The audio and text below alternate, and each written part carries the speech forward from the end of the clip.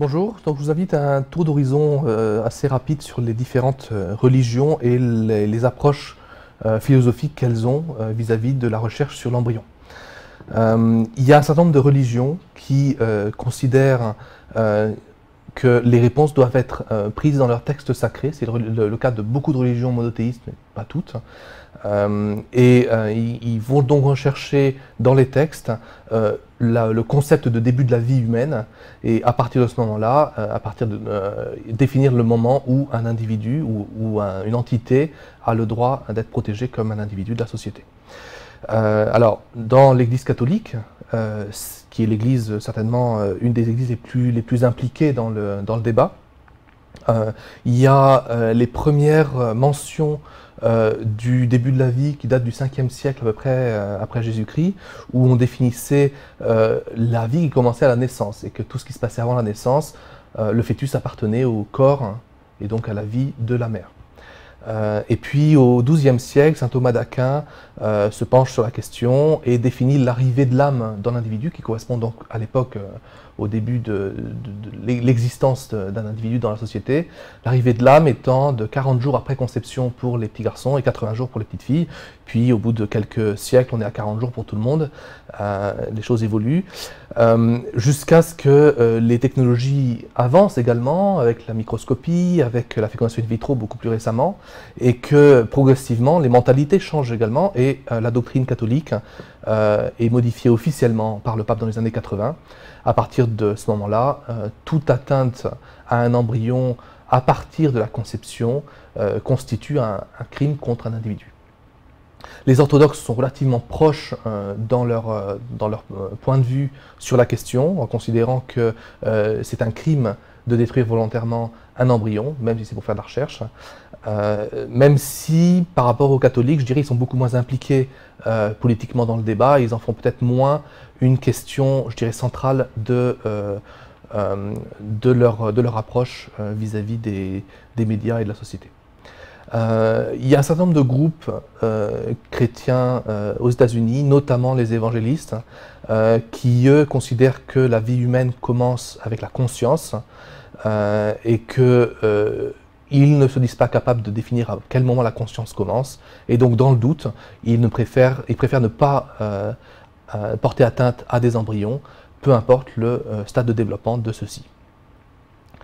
Alors il y a pour la grande majorité des musulmans une approche très positive vis-à-vis des cellules souches embryonnaires et vis-à-vis de la recherche sur l'embryon. Je dirais la grande majorité parce qu'il y a l'exception quand même des peuples musulmans les plus traditionnels qui, eux, pour eux, il n'y a pas de question de fécondation in vitro, il n'y a pas toutes ces questions-là qui se posent et donc la recherche sur l'embryon est effectivement de la même façon bannie parce que non naturelle, etc.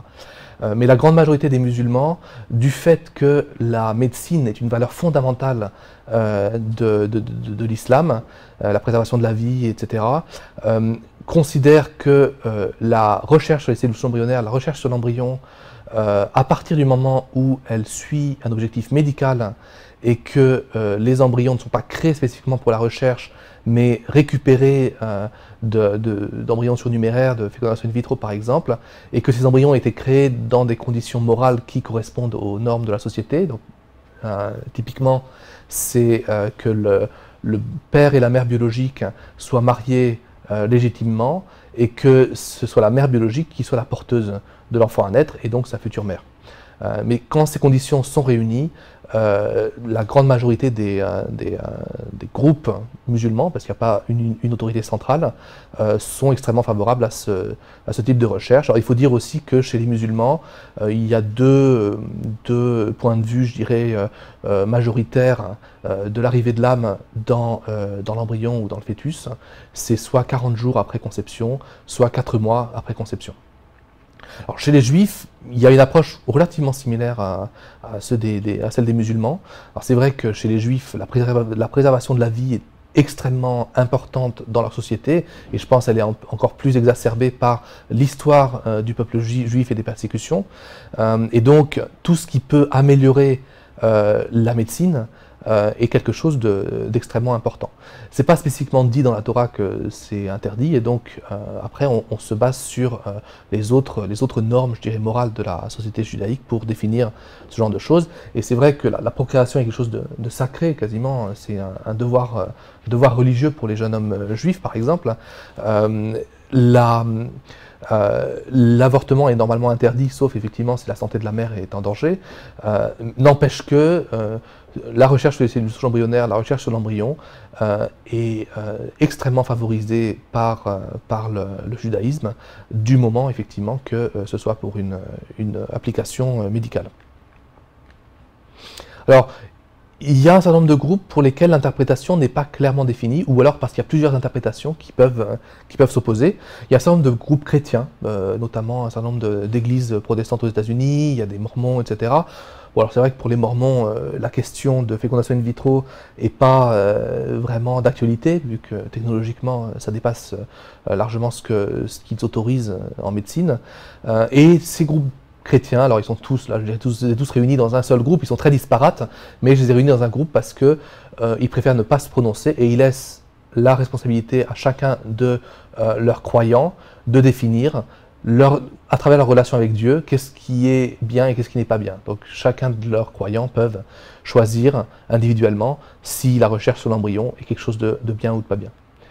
Alors, chez les bouddhistes, je vais parler un tout petit peu des hindouistes également, mais surtout du bouddhisme, qui est quand même une religion centrale, athéiste, mais une religion centrale dans le monde. L'acquisition de la connaissance, mais surtout la réduction de la souffrance, sont les valeurs centrales. Et de ce point de vue-là, il y a deux notions qui s'affrontent. La première étant, est-ce que l'embryon, en se sacrifiant, augmente la souffrance de la société, la souffrance qu'il subit lui-même, donc ça augmente la quantité de souffrance subie par la société, ou est-ce qu'en se sacrifiant et en développant la médecine, il réduit la souffrance? Et la notion de sacrifice est retrouvée dans les textes bouddhiques, notamment dans le cas du viol, où une femme violée peut avorter parce que le fœtus, dans ce cas, se sacrifie afin de réparer le crime dont a été victime sa mère. Donc là aussi, il y a différents groupes, certains qui pensent que la recherche sur l'embryon, si elle a un but médical, doit être favorisée parce qu'elle réduit la souffrance, et d'autres qui pensent que la recherche sur l'embryon, même avec un but médical, transforme une vie en tragédie, la vie de cet embryon, et donc n'est pas acceptable. Et puis il y a toute la question de la réincarnation qui se trouve aussi chez les hindouistes, où on ne sait pas trop pour un embryon extrêmement précoce qui est entre guillemets sacrifié ou qui se sacrifie pour un but médical, à quel niveau il y a une implication avec la réincarnation. L'hindouisme, je ne vais pas en parler beaucoup, mais il y a un certain nombre de questions qui se posent dans les textes, notamment il est dit que de grands sacrifices peuvent être consentis pour sauver des vies, on ne dit pas quel sacrifice, et il est dit également que le fœtus est vivant et conscient, mais on ne dit pas à quel moment on considère l'entité à naître comme un fœtus. Donc les choses ne sont pas forcément très claires, ce qui fait qu'il y a plusieurs points de vue qui sont toutes justifiés par l'étude de leur religion. Finalement, il y a un certain nombre de groupes pour qui la réponse n'est pas venue des textes, mais a évolué avec les connaissances, notamment scientifiques, de la civilisation, de la société. C'est le cas de beaucoup de groupes protestants modérés, notamment en Europe, c'est les anglicans, les luthériens, les calvinistes, etc. Donc luthériens, calvinistes étant des protestants, les anglicans aussi d'ailleurs, pour qui l'acquisition de la conscience est une étape clé, et la notion d'individu. Alors j'insiste sur les deux parce que ils ont choisi un consensus de 14 jours, les 14 premiers jours après conception, pendant lesquels la recherche pouvait être menée, parce que pendant les 2 premières semaines, l'individu ou l'embryon peut se diviser en jumeaux, en triplets, etc. Donc on n'est pas encore certain si c'est 1 ou plus, bon, ça peut toujours être 0 ou 1, hein, parce qu'il peut y avoir des avortements spontanés, mais ça peut être plus que 1, et donc on ne peut pas parler d'individu même potentiel. Et puis la conscience, alors ils définissent pas le moment où commence la conscience, mais ils considèrent que à partir du moment où aucune cellule n'a encore choisi de s'orienter vers la création du futur cerveau, la conscience n'a pas commencé. Après, On ne sait pas quand est-ce que ça commence. Et le démarrage des premières lignées, je dirais les premières lignées de cellules vers la lignée neurale, c'est au milieu de la 3e semaine. Et donc, si on autorise la recherche jusqu'à 14 jours, on remplit les deux critères qui ont servi de notion centrale du débat pour ces groupes religieux-là.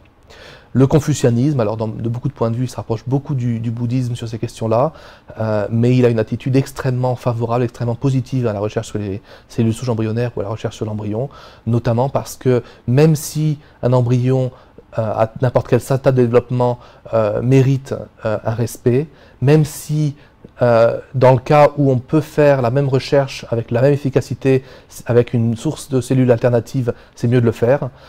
Si on a un objectif médical, le fait de détruire les embryons est considéré comme un défaut, je dirais, relativement mineur par rapport aux bénéfices pour la société. Et donc les confucianistes sont extrêmement favorables à la recherche sur les cellules embryonnaires et sur les embryons. Voilà, je vous remercie, et puis je suis sûr que sur Internet on peut trouver beaucoup d'informations complémentaires pour ce thème.